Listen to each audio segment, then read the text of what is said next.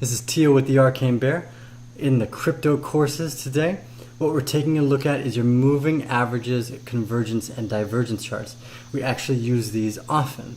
It's a signal that helps us notify which direction we think we're going to be moving so that we can either sell or buy based off that indicator. Now again, none of this is perfect.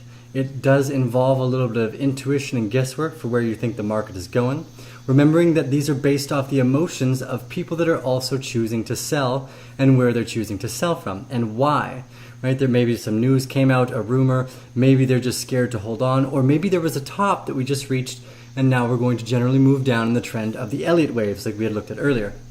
So in the background here, this is what we see. We have a higher high at this point than the last high, and then we also have these lines of support that come through here from the bottom of this line and the top of these two. So this is where the broken lines of support turn to the lines of resistance. This is important as this is where we've been drawing our indicators every time. So those of you who have been asking the questions about the support and resistance lines, they're drawn through these areas of support and where it meets resistance. So what we see here is that as we're moving up, this blue line, our convergent line, stays above the divergent red line. And as we cross over, the volume stays high. But what we've noticed is that the divergent blue line, or the convergent blue line here, is higher than the lower convergent blue line here. And that is generally an indicator that will break. And then as soon as we broke support, where we really lost this line here, we knew we were going to be headed down. And then as we continued our chart downwards, there's a little bump where we tried to go up again. And then we tried to make it just a little bit higher. So this was a last point of high, but it's still the candle wicks are almost identical and the candlesticks are almost identical. So as soon as we didn't go above that convergent line, we ended up in what we are calling bearish territory. So above this center line here is bullish, and below this center line is bearish that will likely keep moving down. So as soon as we crossed over here, this would have been a key indicator to sell, especially once we saw the next high come in. Because if you hadn't taken your profits here and or here, then you'll want to do this now. Again, this is not perfect, nor is this trading advice. This is simply for educational and entertainment purposes. So once you have these signal lines that cross over into your bearish territory, then we likely go further down and further down. So we're constantly rolling in out of the 4, or the 1, the 5, the 15, the 30-minute, and the hour-long chart to see where that moving average is actually trending. So let's look at what Investopedia has to say about it, and we'll reiterate some of their ideas. They're actually a great source too, so if you need something that we have not yet covered, please check them out. So shout out to Investopedia.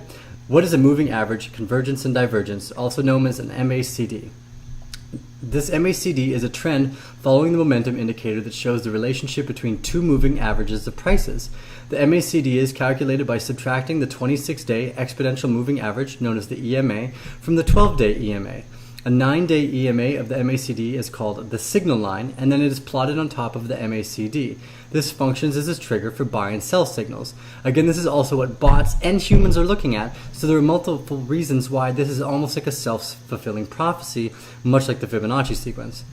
So to break it down a little further, the crossovers, as shown in the chart above, indicates when the MACD falls below the signal line. It is a bearish signal, which indicates that it may be time to sell. Conversely, when the MACD rises above the signal line indicator, it is an indicator that this is bullish, which suggests that the price of the asset is likely to experience this upward momentum. Many traders wait for this confirmed line to cross a signal before entering into a position to avoid getting faked out.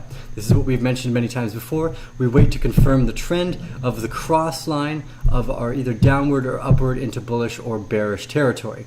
So make sure you try to use these and look at them as best as possible. Next, secondly, divergence. The security of price diverges from the MACD and it signals the end of the current trend.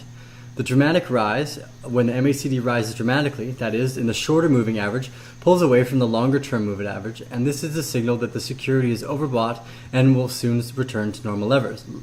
So traders are also looking for this move above or below the zero line because this signals the position of the short-term average relative to the long-term average. When the MACD is above the zero or the short-term average, it is above the long-term average. So this signals upwards momentum in everything that we're doing from that point on, generally speaking. Again, these are not exact ideas. Remember, if this is all perfect everyone would be rich on the stock market because it would be relatively easy to follow.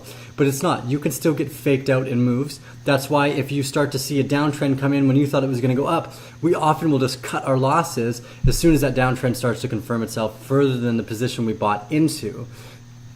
Just to be clear, stop losses, making sure you don't get stuck too far in a trade is extremely important, and we suggest it. Sometimes cutting maybe $10, $20 of a loss is better so that you can buy in lower and make much more of a gain. So in this chart above that we were looking at, you can see that the zero line often acts as the line of support and resistance for the indicator here as well too. So as soon as we crossed that down line, we knew that we were going lower. We tried to come back up, still couldn't break, and went even lower. But as soon as we crossed this upwards line, this was a key indicator to buy. As you can see here, if you'd bought right here, you'd pull in a bunch of percentage. So when we didn't cross that convergent line here, we could tell that we were still likely going to move up one more time. Again, this is kind of your day trading starter kit, your cryptocurrency trading ideas from Tiho the Arcane Bear. Remember to like, subscribe, share our videos, click the little bell so when we go live and we do our live trading episodes and you can watch us buy and sell in the moment that we're doing it. Some people have actually done and joined along in the trades with us as we've been moderately successful. It's great to watch first to see what we're doing and learn as much as you can, because this is educational and entertainment for purposes only. Please be aware, do not rely on us as your personal trader, but if you would like to, go to www.arcanebear.com, sign up for our newsletter. We'll be opening our educational portal as well as our private members club.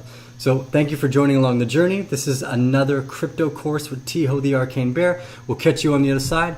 Happy trading, and get your bear claws on those nice profits, ladies and gentlemen.